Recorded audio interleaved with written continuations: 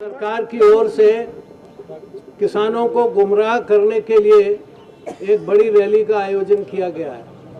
हमने सरकार को इस बात के लिए चुनौती दी थी कि खुली बहस होनी चाहिए मंच के ऊपर, और वो हम उनको तब बताएंगे कि किस तरह से ये एफडीआई का खुदरा बाजार में लाना किसानों, छोटे व्यापारियों और बेरोजगार नौजवानों के पेट पर लात मारना है। एक और सवाल है जिसको अभी तक कभी लोगों ने गहराई से नहीं सोचा, वो ये है कि ये सिर्फ व्यापार के तौर पर ही इस देश में कब्जा नहीं करना चाहते, बल्कि इस देश को कूड़े का ढेर बनाना चाहते हैं, गार्बेज।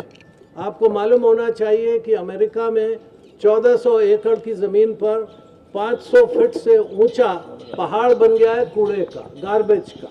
और छोटे छोटे देशों में ये कूड़े के ढेर आसमान की तरफ जा रहे हैं। हमारे इस देश को भी ये अमेरिका के और चीन के बने हुए सामानों के कूड़े का ढेर बनाना चाहते हैं। हम हिंदुस्तान को किसी भी साम्राज्यवादी ताकत के कूड़े का ढेर नहीं बनने दे सकते।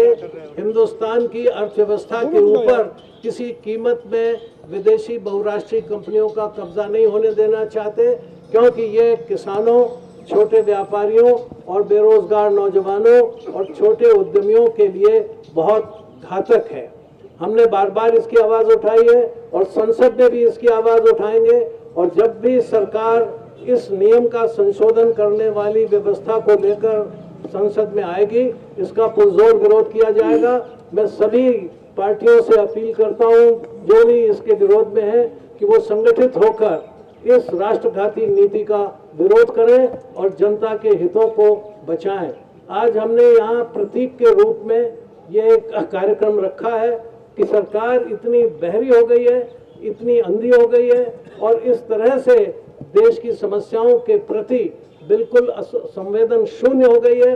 तो उसी के प्रतीक के रूप में हमने ये दिखाया है कि जैसे वो मुहावरा है कि भैंस के आगे बीन बजाओ, भैंस खड़ी पगुरा है। वो समझती नहीं है कि क्या बज रहा है, क्या आवाज़ है, कितनी मधुर ध्वनि है।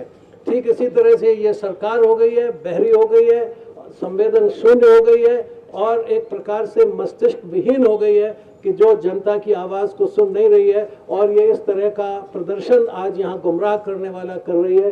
ये सरकारी रैली है, ये लाए गयों की रैली है, ये आए गयों की रैली नहीं है। इसमें लोग आए नहीं हैं बल्कि लाए गए हैं। आज देश में सब जगह व्यापारी संगठनों की तरफ से इसका विरोध हो रहा है। भारतीय जनता पार्टी इनके इस विरोध में शामिल है और मैं ये इनके साथ हमारा इस मामले में मतैक्य है। जो आंदोलन ये इस रूप में करते हैं, हम इनके पूरे तौर पर साथ देते हैं, सहयोग करते हैं, करते रहेंगे। और मेरा सबसे देशवासियों से ये अनुरोध है कि इस काले प्रावधान का विरोध करें और जिस तरह से वॉलमार्ट न्यूयॉर्क से भगा दिया गया है, उसी तरह हिंदुस्तान से ऐसी कंपनियों को भी भागने के लिए मजबूर करें। जोशी जी, एक सवाल है, यहाँ तुलना करते हो रही दो रैलियां हैं, कांग्रेस की भी रैली है, ट्रेडर्स की रैली। सवाल ये है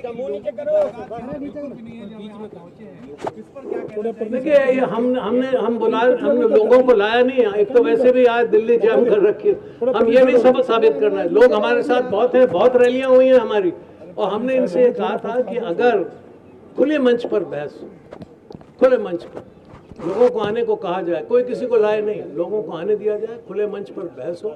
वो तैयार नहीं होते इसकी, संसद में भी नहीं होते, यहाँ भी तैयार नहीं होते, बिना बहस के कानून लिया।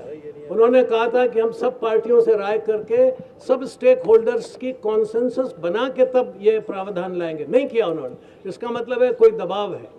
वो दबाव इस हद तक है कि आज लाखों करोड़ों रुपया खर्च करके वो रैली कर रहे हैं यहाँ पर, ये बताने के लिए। अरे आपने तो कानून बना ही दिया ना वहाँ, तो फिर क्या ज़रूरत है इसकी? ये घबराहट है। ये इस बात को दिखा रहे हैं कि नहीं, जो लोग प्रतिपक्ष में हैं, विरोध में हैं, हम भी यहाँ लोगों को ला सकते हैं। सिर्फ ये दिखावा कर रहे हैं और हम ये बताना चाहते हैं, हमने लोगों को नहीं बुलाया, हमने तो ये दिखाया है कि सरकार की नीतियाँ कितनी संवेदन शून्य हैं, सुनती नहीं है, समझती नहीं है। उनको इसका पता ही नहीं है कि ये वो क्या करने जा रहे हैं। वो एक मुहावरा है, प्रतीक है कि भैंस के आगे बीन बजाओ, भैंस खड़ी पगुरा है।